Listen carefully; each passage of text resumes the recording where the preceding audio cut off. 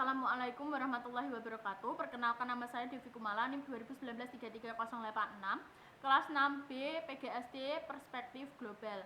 Nah, di sini saya ingin menjelaskan perspektif global dilihat dari visi transportasi, komunikasi, dan internasional.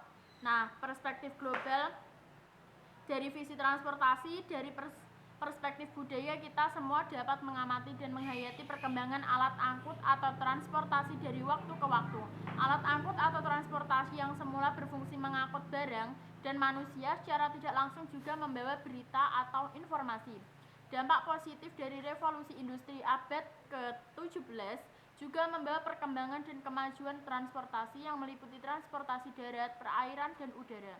Perkembangan jalan sebagai prasarana dan alat angkut sebagai sarananya, selain mendekatkan jarak relatif dalam ruang permukaan bumi, juga memecahkan keterpencilan tempat-tempat yang terpencil menjadi urat nadi perekonomian dalam proses distribusi hasil produksi ke pasar serta kepada konsumen.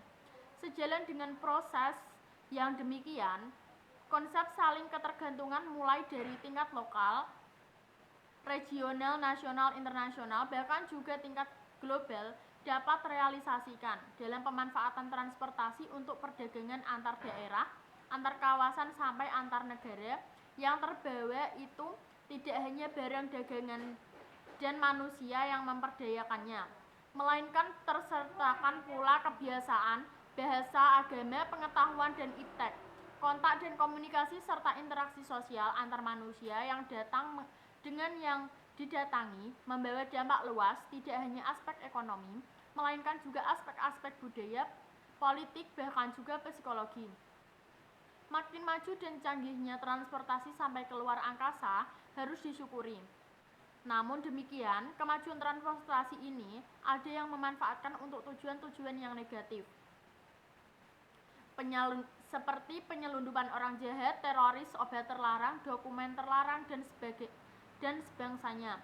Dilakukan melalui transportasi yang makin maju ini, akibatnya patologi sosial yang berupa sadisme, kriminalitas, mabuk-mabukan, dan teler merambah terus. Landasan yang pokok, bagaimana semua pihak dengan kesadaran yang tinggi menciptakan kiat, metode, dan pendekatan yang tepat mengatasi masalah tersebut.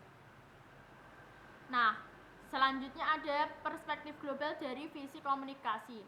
Komunikasi yang dilakukan oleh manusia yang beragam mulai dari yang paling sederhana dengan kedipan mata, angkat dan lambaian tangan, suara dari teriakan sampai menggunakan bahasa, penggunaan alat mulai dari kentongan sampai dengan media elektronik canggih, semuanya itu untuk kepentingan hubungan sosial yang motifnya juga beragam. Sejalan dengan perkembangan, kemajuan dan penggunaan transportasi serta media elektronik seperti radio, TV, fax, mail, internet, kontak interaksi sosial umat manusia untuk berkomunikasi itu juga makin maju. Makin lama komunikasi manusia sehari-hari yang menembus batas-batas ruang dengan memanfaatkan internet, informasi dari berbagai penjuru dunia mengenai aspek apa saja yang dikehendaki dalam waktu yang sangat singkat, dapat diperoleh banyak hal yang harus diperhatikan tentang rekayasa media komunikasi yang perlu diwaspadai, penyimpangan penggunaannya. Dari perspektif global, keberhasilan saling ketergantungan dalam segala aspek kehidupan antar bangsa dan antar negara tidak dapat dilepaskan dari keberadaan serta peranan transportasi dan media komunikasi. Dampak global di segala aspek kehidupan terus berjalan. Yang positif membawa rahmat wajib disyukuri, sedangkan yang berdampak negatif mendatangkan laknat harus kita waspadai. Selanjutnya ada perspektif global dari visi internasional. Nah, perspektif dari visi internasional Perserikatan Bangsa-Bangsa atau PBB merupakan lembaga dunia yang memperhatikan segala aspek kehidupan umat manusia di negara-negara anggotanya. PBB menangani masalah-masalah internasional terutama dialami oleh negara-negara anggotanya. Masalah-masalah global yang merupakan agenda yang tidak terselesaikan meliputi masalah-masalah kependudukan, pangan, lingkungan hidup, dan perdamaian dunia. Masalah-masalah tersebut hakikatnya terkait satu sama lain. UNESCO adalah organisasi pendidikan, ilmu pengetahuan dan kebudayaan PBB. Tugasnya memajukan kerja sama antar bangsa melalui bidang pendidikan, ilmu pengetahuan dan kebudayaan dalam rangka penegakan hukum, penegakan hak asasi manusia, dan penegakan keadilan. UNESCO berdiri pada tanggal 4 November pada tahun 1946 yang berkedudukan di Paris, Prancis. UNICEF adalah organisasi dana perkembangan anak-anak internasional PBB. Tugasnya memberikan bantuan dalam rangka menyejahterakan ibu dan anak. UNICEF ini didirikan pada tanggal 11 pada tahun 1946 di New York, Amerika Serikat. WHO adalah organisasi kesehatan sedunia. Organisasi ini didirikan pada tanggal 7 April 1948 yang berkedudukan di Jenewa, Swiss. Tugasnya meningkatkan kesejahteraan bagi semua orang. FIO adalah organisasi bahan makanan dan pertanian. FIO berada pada tanggal 16 Oktober 1945 yang berkedudukan di Roma, Italia. Tugasnya meningkatkan efisiensi dan distribusi makanan dan hasil-hasil pertanian ke berbagai pelosok dunia. Selanjutnya ada ILO, adalah organisasi perburuan internasional. Organisasi ini didirikan pada tanggal 11 April 1919 yang berkedudukan di Jenewa, Swiss. Pada tahun 1946, organisasi ini diterima sebagai organisasi khusus dalam PBB. Organisasi ini bertugas memperbaiki taraf hidup dan aturan perburuan. IBRD adalah Bank Dunia untuk Pembangunan dan Perkembangan. Organisasi ini berdiri pada tanggal 27 Desember 1945 yang berkedudukan di Washington, Amerika Serikat. IMF adalah Dana Moneter Internasional. Organisasi ini berdiri pada tanggal 27 Desember 1948 yang berkedudukan di Washington DC, Amerika Serikat. Kemudian ada IMF, bertujuan memajukan kerjasama di bidang ekonomi, keuangan, dan perdagangan sehingga memperluas kesempatan kerja. Itu merupakan persatuan telekomunikasi internasional. Organisasi ini didirikan pada tahun 1865 dan diterima sebagai organisasi di bawah PBB pada tahun 1947. Tujuan ITU adalah untuk menghimpun kerjasama internasional yang melayani masyarakat pengguna telepon, telegram, dan radio.